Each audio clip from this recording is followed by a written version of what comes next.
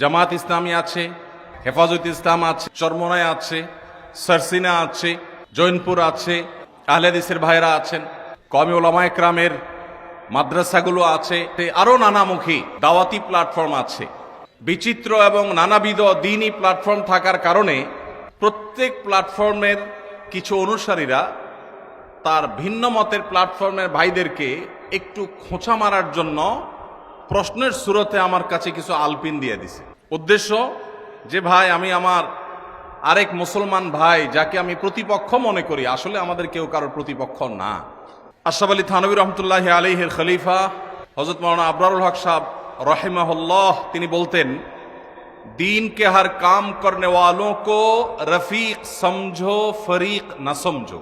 যারাই আল্লাহর দ্বীনের কাজ করবে তাদের সবাইকে আমরা বন্ধু মনে করব, প্রতিপক্ষ মনে করব না। আমার একটা পথ আছে, আপনার আরেকটা পথ। আমি একটা উপায়ে কাজ করি, আপনি আরেকটা উপায়ে কাজ করেন। উদ্দেশ্য আমাদের একটাই, আমাদের সবার বন্ধু আল্লাহ আর আমাদের সবার শত্রু শয়তান। এটা নিয়ে আমাদের কারোর মধ্যে কোনো মতপার্থক্য আছে? যত সিলসিলা আছে, যত দরবার আছে, যত দ্বীনি দাওয়াতি প্ল্যাটফর্ম আছে, যত চিন্তার মুসলমান আমরা এখানে আছি, আমাদের বিভিন্ন বিষয়ে মতপার্থক্য থাকলেও আমাদের মূল বন্ধুকে, মূল শত্রুকে এটা নিয়ে কোনো ভিন্ন মত আছে? শুধু পার্থক্য হলো যে আমাদের শত্রু ইবলিস, তাকে দমন করবার জন্য, তার শয়তানি বন্ধ করবার জন্য কে কোন উপায়ে কাজ করব। আমাদের বন্ধু আল্লাহ, তাকে খুশি করার জন্য কে কিভাবে চেষ্টা করব, এটা নিয়ে আমাদের মত পার্থক্য আছে। আপনি বলেন এক নিয়ম, আমি বলি আরেকটা, উনি বলেন আরেকটা, আমাদের নানাবিধ মত আছে, আমাদের মূল বিষয়ে কোনো মত পার্থক্য নাই। তাহলে আমরা একে অন্যকে খোঁচাখুচি করলে এটা কি দ্বীনের কাজ হবে না দ্বীন আরো ক্ষতিগ্রস্ত হবে? আল্লাহ তাআলা আমাদেরকে বুঝার তৌফিক দান করুন। ভাইরা আমার, একটি উদাহরণ আমি বিভিন্ন সময় দেওয়ার চেষ্টা করি। কোথাও যদি একটি সাপ চলে আসে, বিষাক্ত সাপ, বিষধর সাপ, সেখানে আমরা ধরেন 4-5 জন মানুষ আছে, ধরুন এই স্টেজে আসলো একটা সাপ, ওদিক থেকে আসতেছে, আমরা দেখতেছি স্টেজের দিক।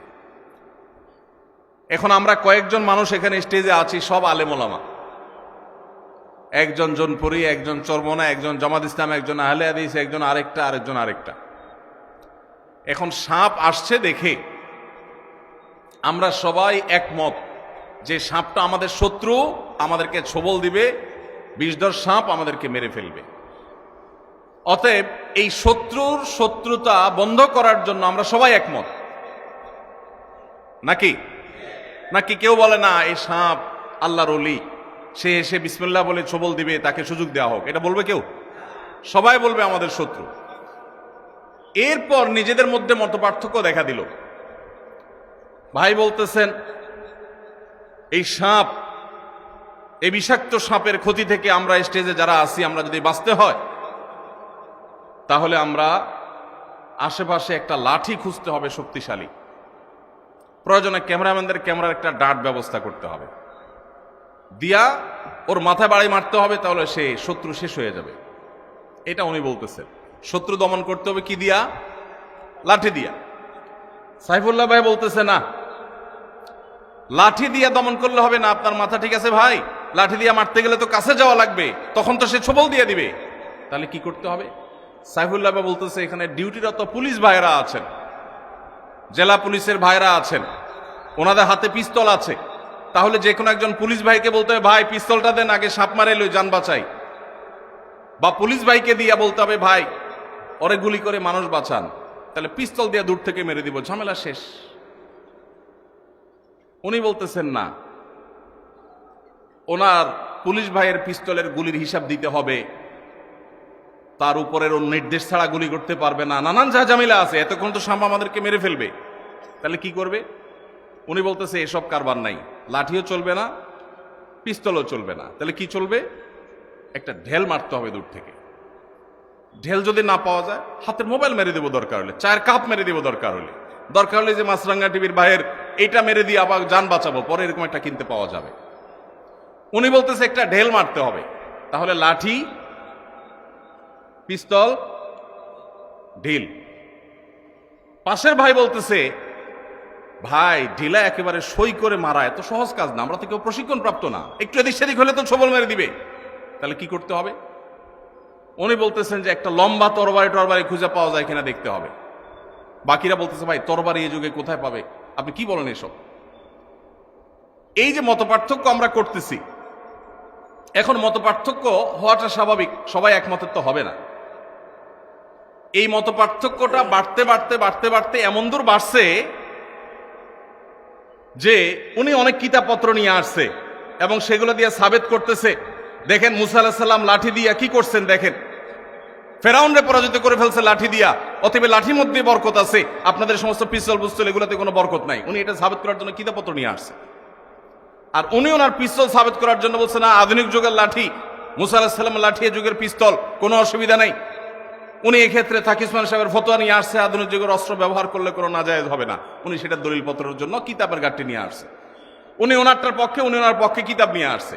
সবাই যার যার কিতাবপত্র নিয়ে দলিল দিয়া প্রমাণ করতেছে, বাহাস হচ্ছে, বিতর্ক হচ্ছে, আমারটা ঠিক তামারটা ঠিক, এরটা ভুল আমারটা সঠিক, এটা নিয়ে বিরাট বহস বিতর্ক হচ্ছে। আমরা যারা আম সাধারণ মানুষ আছি, আমরা কিছু ওনার ভক্ত, কিছু ওনার ভক্ত, কিছু ওনার ভক্ত, কিছু ওনার ভক্ত, আমরাও কয়েক ভাগে ভাগ হয়ে গেছি।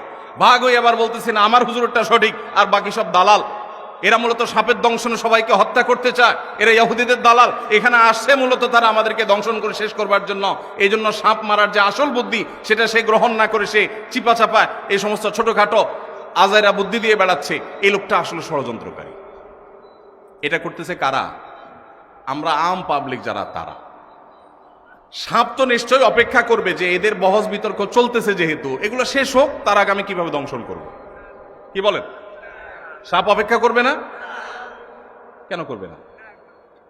সাপ তো অপেক্ষা করবে যে তাদের গন্ডগোল ফাসাদ মিটমাট করুক, তারা কি নিয়ে আমার সাথে ফাইট করবে আগে ঠিক করুক, তারপর আমি দংশন করব। এই জন্য অপেক্ষা করবে সাপ। সাপ কি করবে? ওই লাঠিওয়ালারাও ছবল দিবে, পিস্তল আলারাও মারবে, চান্স পাইলে ডেলালারেও মারবে, তরবারিওয়ালারাও মারবে। ঠিক না ঠিক? শত্রু চিহ্নিত, শত্রুর শত্রুতা নিয়ে কোনো মতপার্থক্য নাই।